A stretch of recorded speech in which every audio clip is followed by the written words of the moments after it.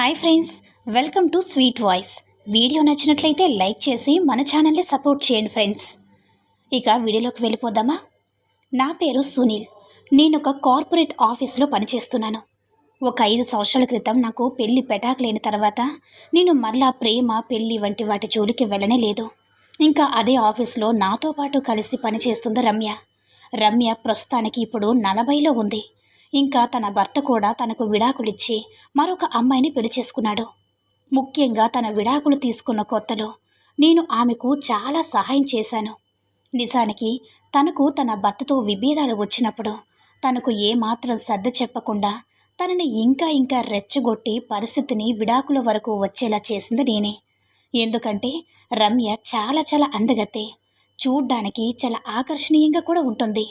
తనతో ఒకే ఇంట్లో ఒకే మంచం పైన గడిపి నా కోరికను తీర్చుకోవాలని ఎన్నో ఏళ్లుగా కళ్ళకంటూ ఉన్నాను.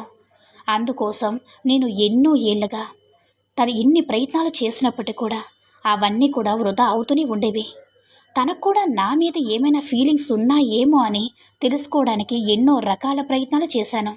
కానీ ఫలితం మాత్రం శూన్యం. నేను మాత్రం తనకు నా ఫీలింగ్స్ గురించి ఏమాత్రం తెలియనివ్వకుండా ఇలా 5 ఏళ్ళు నెట్టుకుంటూ వచ్చాను. నాకున్న మరింత మంది గర్ల్ ఫ్రెండ్స్ ద్వారా నా కోరికలు తీర్చుకున్నప్పటికీ కూడా రమ్య పైన మోజు మాత్రం అలానే ఉండిపోయింది. ఇదిలా ఉండగా ఒకరోజు ఉదయం 10 గంటలకు రమ్య చిన్న సహాయం కోసమని నా టేబుల్ దగ్గరకు తనంతట తానే వచ్చింది. తనకి ఓ ఇంపార్టెంట్ మీటింగ్ ఉందని, ఇంటి వద్ద తన కూతురు చలిజ్వరంతో కాలేజ్ వెళ్లకుండా పడి ఉందని ఒక్కసారి తనను చూసి రమ్మని చెప్పింది. వెంటనే తను గాబరా పడవద్దని చెప్పి హాఫ్ డే పర్మిషన్ పెట్టి మరీ వాళ్ళ ఇంటికి బయలుదేరి వెళ్ళాను. అలా బయలుదేరే ముందు ఎందుకైనా మంచిదని, ఒకవేళ తన కూతురు నీరసంగా ఉంటే తలుపు తీయకుంటే పరిస్థితి ఏంటని ఆలోచించిన రమ్య తన ఇంటి డూప్లికేట్ కీని కూడా నాకు ఇచ్చింది. మొత్తానికి ఎలాగోలా నేను రమ్య వాళ్ళ ఇంటికి చేరుకున్నాను. రమ్య ఇంటి ముందు గేటు బయట నా హోండా బైక్ను పార్క్ చేసి కాంపౌండ్ లోపలికి వెళ్ళాను.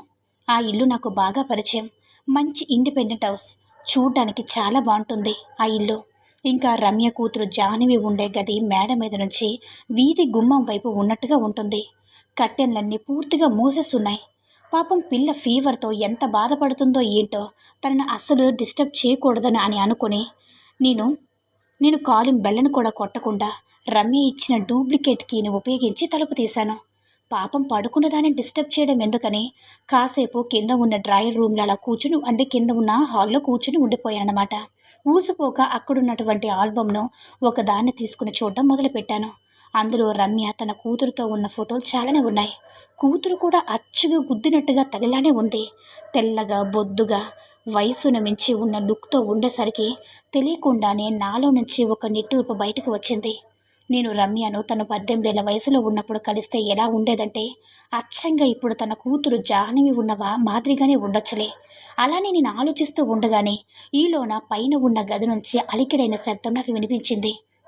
ఎవరో గాబరగా ఒక గది నుంచి మరొక గదికి పరిగెడుతున్నట్లుగా నాకు కనిపించేసరికి బహుశా జాహ్నవినే లేచి వచ్చిందేమో అని నేను మెట్ల దగ్గర వరకు వెళ్ళి జాహ్నవి కోసం వెయిట్ చేస్తూ నించున్నాను. అయితే మెట్ల పైన నాకు కనపడింది జాహ్నవి కాదు, ఇంకొక అబ్బాయితో కనిపించాడు. జాహ్నవి క్లాస్మేట్ అతను. వాడి గురించి నాకు బాగా తెలుసు. పొట్టి పోకిరి వెధవ. వాడిని చూడడంతోనే పలకరించి నేను హాల్లో మహేష్ నువ్వు కూడా జాహ్నవికి హెల్ప్ కోసం వస్తున్నట్లుగా రమ్య నాకు చెప్పనే లేదే అని అంటూ ఉండగానే ఎందుకో కానీ నాకు వాడి మీద సందేహం కలిగింది. దానికి తోడు వాడు సగం విప్పిన చొక్కాతో నన్ను చూసి కంగారుగా పారిపోవడానికి ప్రయత్నిస్తున్నాడు. వెంటనే నేను ఒక్క ఉరుకుతో మెట్లెక్కి జాహ్నవి రూమ్ వద్దకు చేరుకున్నాను. కానీ లోపల జాహ్నవి బాగా చెదిరిపోయిన జుట్టుతో కిందన పడి ఉన్న డ్రెస్ను తీసుకుని వేసుకుంటూ ఉంది. తనని అలా చూసేసరికి నాకు ఒక్కసారిగా మైండ్ బ్లాక్ అయిపోయినట్టుగా అనిపించింది. కొద్దిసేపు ఏం చేయాలో తోచని లేదు. వెంటనే ఈ విషయాన్ని రమ్యకి ఫోన్ చేసి చెప్దాం అనుకున్నాను.